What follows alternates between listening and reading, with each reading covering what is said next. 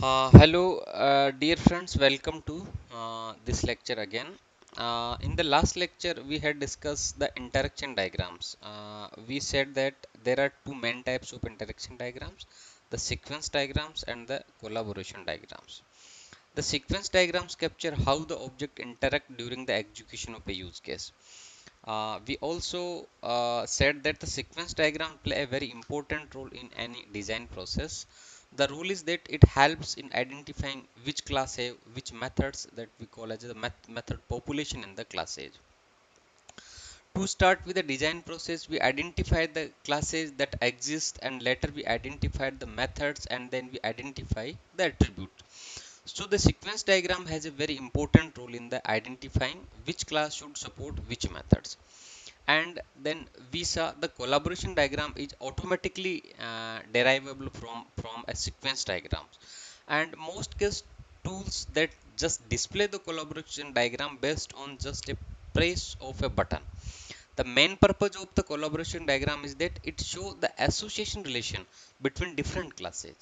Now we know that based on the sequence diagrams, we can also write the code for a method, because we know that when the method is invoked on a class, what it needs to do. It might call a self method or call another method some argument, etc. Therefore, some code also get developed for a different classes. Not only that method prototypes are developed for every class, but also the method skeleton code gets developed. Now let us do it through a small exercise that is very simple enough. Given a diagram would be able to develop the code, because it is very simple. Let's see that we have the sequence diagram below. uh, in here there are three objects which participate in the sequence diagram. Method M1 is the first invoke the object A of the class A, and then it invokes the create.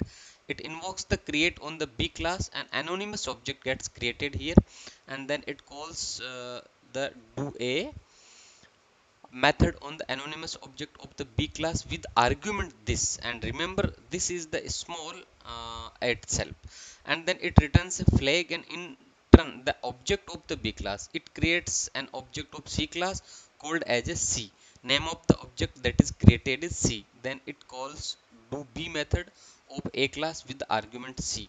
So what will be the method for class different classes, and can we write some of the code here? We know that M1 is the method of A class, do A is the method of B class, of course create that is the constructed for the C class. Now the question is that can we write the code for class B? So that is for do A method. So we know that the class B contains do A method that invokes an object of class A as argument, and then inside the method it will create the class C. So it will call the new operator in Java for the class C, and then call do B method of the class A.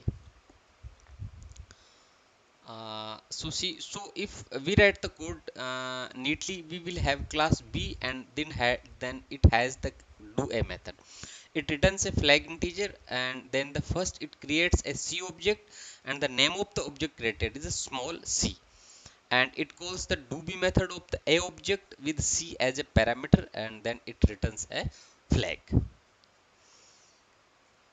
Uh, So based on the sequence diagram, we not only can populate the methods, but some skeletal code for the different methods can also be created.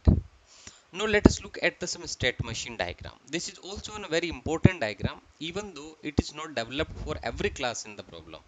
If the classes have significant states, then we show that in the form of the state machine. The state machine also help us to generate some code, because our idea is that once we do the design, we should have some code written for us. Most case tools do that. Good case tools generate lot of code, and we just need to fill few of the code there. And we saw that how the interaction diagram help us to generate the code.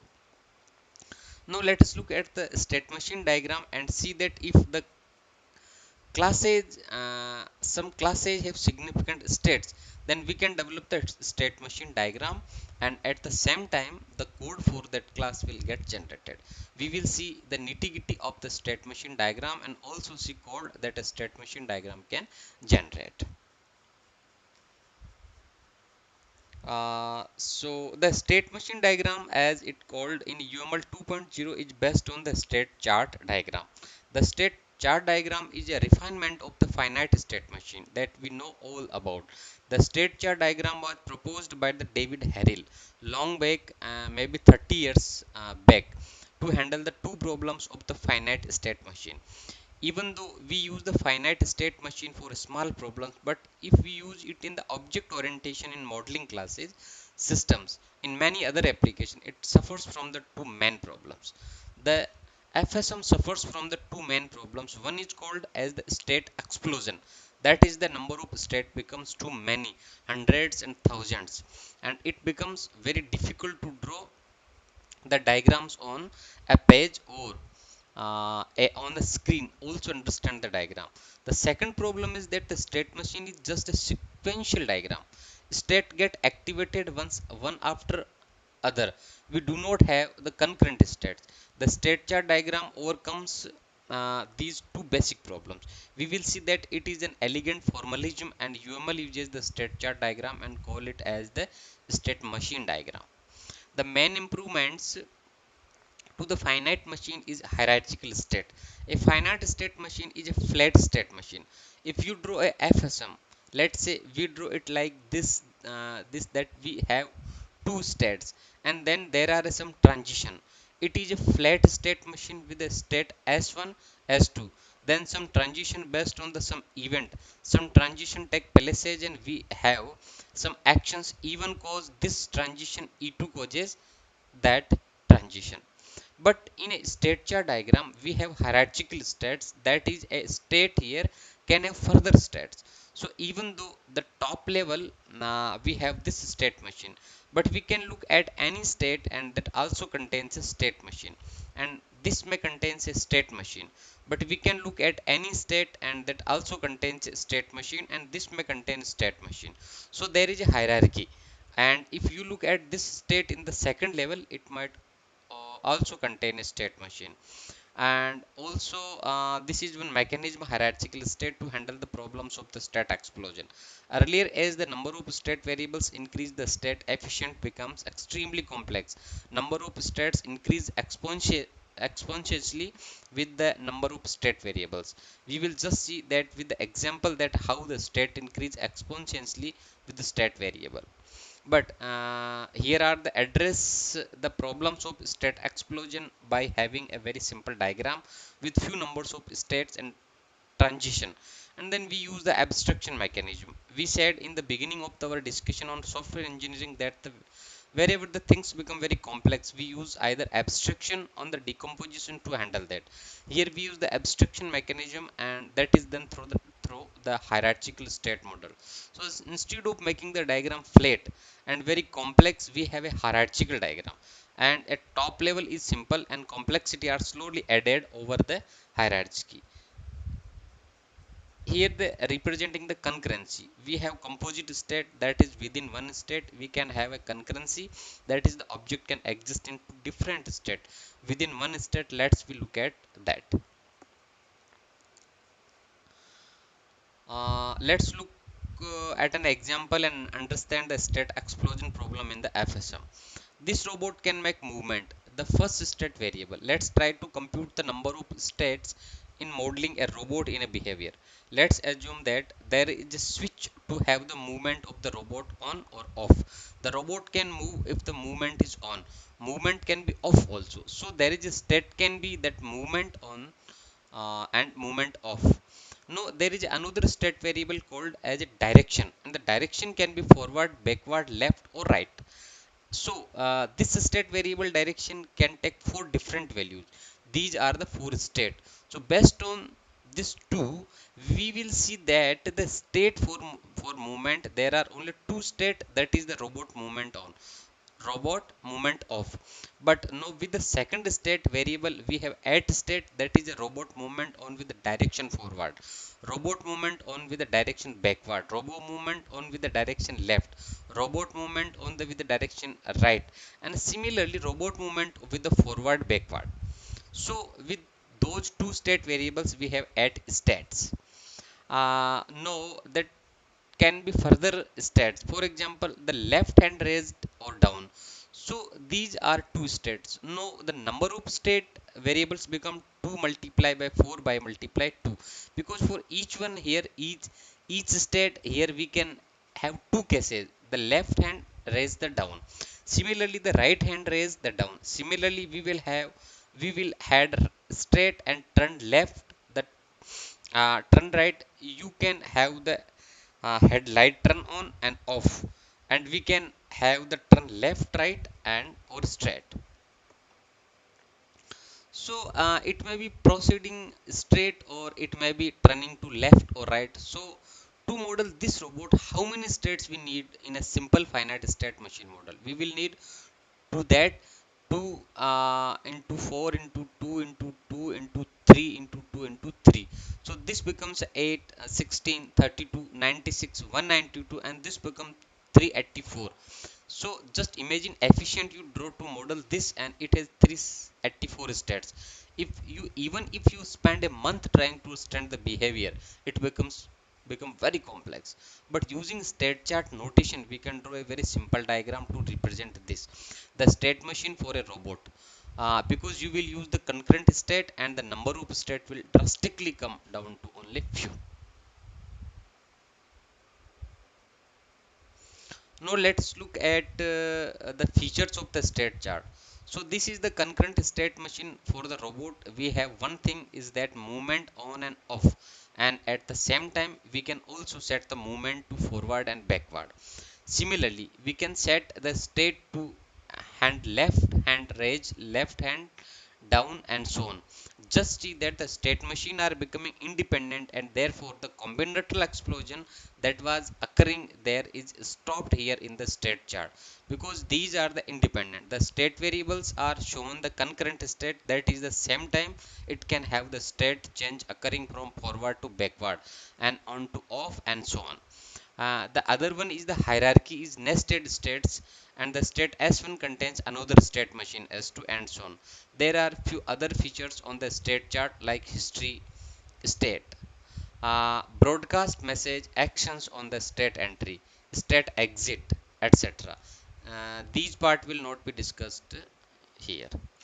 Uh, So to draw the state, the diagram, we draw an initial state which is filled circle with draw an initial state.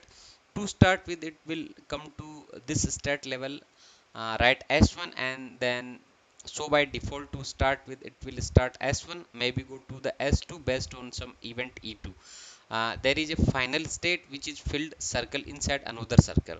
The rectangle with a rounded corner are the state representation, and arrow between the state, these are the transition. We can have boolean logic here to show that based on the some condition the transition occurs. Even if the event E2 occurs, transition will not occur unless the condition holds true. Now let's address this question, that if we develop a state machine representation given an FSM, how can code be generated from that? Because an finite FSM or a state chart is used to represent the state model of a class. Now can we generate some code for the class? Actually it is very simple if you understand it. Let's look at that. There are three main approaches. One is called a doubly nested switch in loop. So the meaning of this is that we have one switch in C, and inside switch we have case 1, and inside that we have another switch event, and then we have even E2. Similarly, case 2 will also have a switch, so there is a doubly nested switch. There is a switch here inside another switch, many switches here between nested switches, and then this is within the loop while some condition. We will get a code like this is the first approach. We will see that it is extremely simple given FSM. You can easily draw this and develop this code. We can actually automatically generate this code. The second one is a state table. This is also a straightforward. Just use the table and write the state, and for each S1, S2, S3 based on the different events. If it is in the some state, what occurs? We can also write that this very simple will discuss that, but the state design patterns will not be discussing here. Again, so there are three principal ways the doubly nested switch in the loop. Here we use a global variable to store the state and switch on the state, and the event type is the discriminator in the second level switch. But here it is a bit harder to handle concurrent state. Composite state history. The state table is a straightforward table lookup. In the case design pattern, we have a many classes at the state, and the transition are methods in the class we will again not discussing here. Mm, First, let us see the doubly nested switch approach. Here we have the states as a global variables, the state as a global variables here, and then we switch on the state. This is the loop here, keep on doing this, and as an event occurs, first switch on the state depends on which switch the same event may be different actions. If it is in the state 1, again we switch on the event here, and depending on the event 2, let's say you do something, that state becomes current state becomes state 3, and print something and break. If an event 2 occurs when it is in the state 2, maybe we have state becomes event 2 maybe state becomes state 1, get some input from user, do something and then break. So this is the simple translation. We will just look at the state machine, and we see the state variables that is used to write that here the form of the specific type of state, whether it is an integer and so on. And then we look at the events here, e1 e2 e3, and you look at the state s1 s2 s3, and then switch that case s1. If the event e1 occurs, then the transit s2. And this is a simple state machine, and that is it. If it is in s2, it only switches based on e2, that state is s2 s3, and in s3 it is the translator s1. So this is a very simple code, and the state table is also very simple. We can also look at. So here is a doubly nested switch. The first one is the switch on the state, the second one switch on event, and depending on the state the same event may have different actions. The state table approach is also extremely straightforward. Here we have the present state and the events that are recognized here, then what actions take place. So which will be next state? If lights is off, this is the present state, and it reacts to e1 and e2 if e1 occurs when lights is off. So there is no action basically for e1 e2, then lights becomes on and set the red light flashing. Similarly, for every state we write the specific events and then what the state changes are and what the actions are. So it become easy to write the program. Whenever there is a state, we just look up and the state table, set the state next state based on this, and then we perform the action, and that is it is the code becomes very straightforward. So this is the end of lecture. Thank you.